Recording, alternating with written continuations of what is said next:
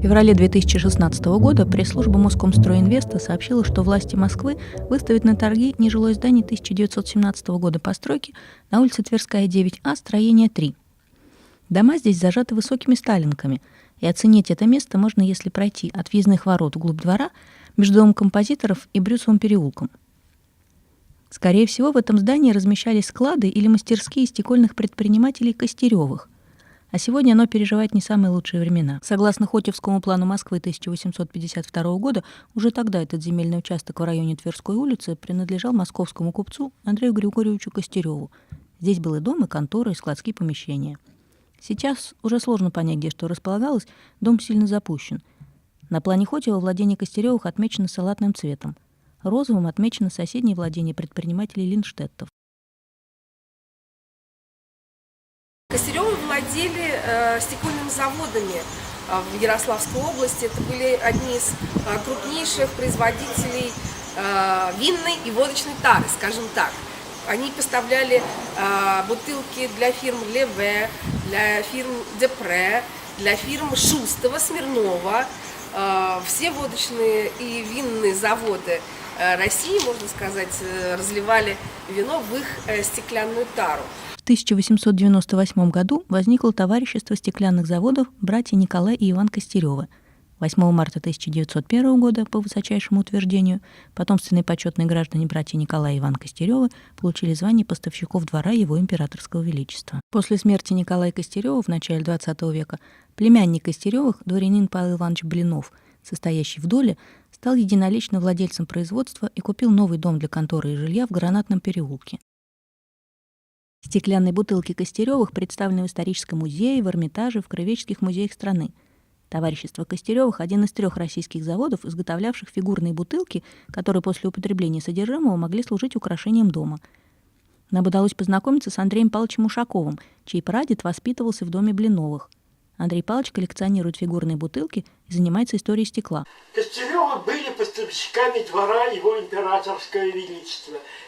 Их посуда завоевала призы на выставках в Париже, в Нью-Йорке, в Чикаго. Я, приехал в исторический музей, там раньше я бывал достаточно часто со своими детьми, сначала с сыном, потом дочка была в кружке.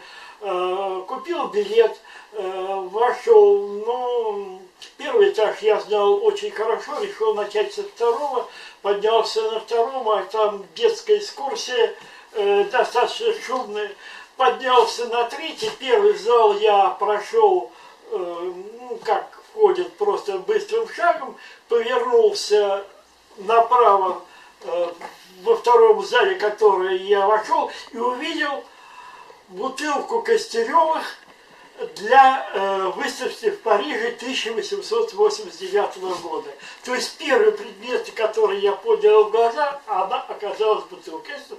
Получилось как удар судьбы.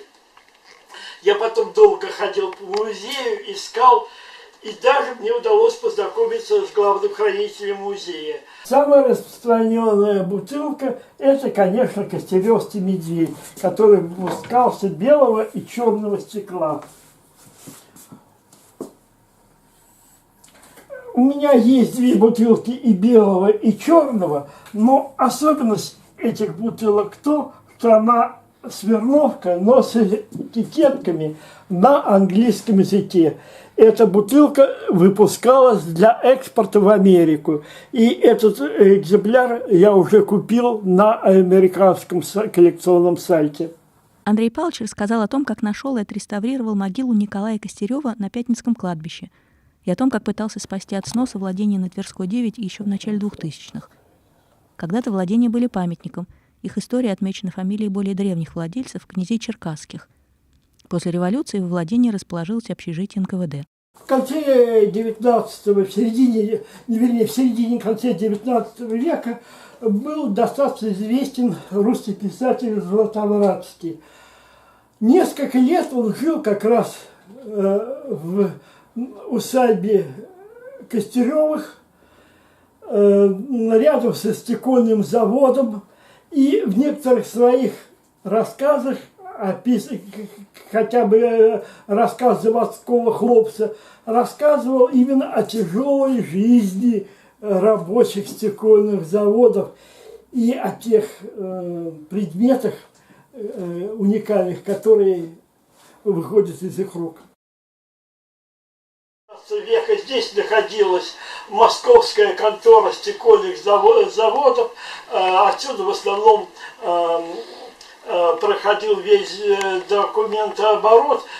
Усадьба была достаточно большая. Здесь были квартиры, складские помещения, конюшни. На самом деле это не совсем усадьба. До 19 века здесь был переулок, который соединял Тверскую с Большой Никитской улицей. Со стороны Никитской улицы этот переулок уже давно захватил, еще в 18 веке, Брюс, Голицын. И переулок заканчивался где-то там, вот еще метров через 200 от меня. Справа от меня была крупная усадьба 18 века, одна из самых красивых усадеб на Тверской, Салтыковых. А слева стояла церковь Василия Кисарийского, которая была упразднена и разобрана в 1816 только году. Со стороны Тверской улицы, закрытой мусорными баками, хорошо угадываются въездные ворота. Видно, что здесь была вторая проездная арка, но потом она была заложена. Занавешенное здание на заднем плане, скорее всего, было складом. Этот колоритный дворик спрятался от шумного движения Тверской. Со всех сторон он закрыт высокими сталинскими домами, на которых красуются мемориальные таблички с громкими именами видных российских военных, ученых, артистов, музыкантов. Этот уголок не стал местом паломничества туристов, но это один из тех редких, почти нигде больше не сохранившихся московских дворов, атмосфера которого способна перенести нас в прошлое. Но какова будет его судьба со сменой собственника и сохранится ли в этом уникальном дворе памяти о его замечательных владельцах, эти вопросы вызывают у нас серьезную тревогу.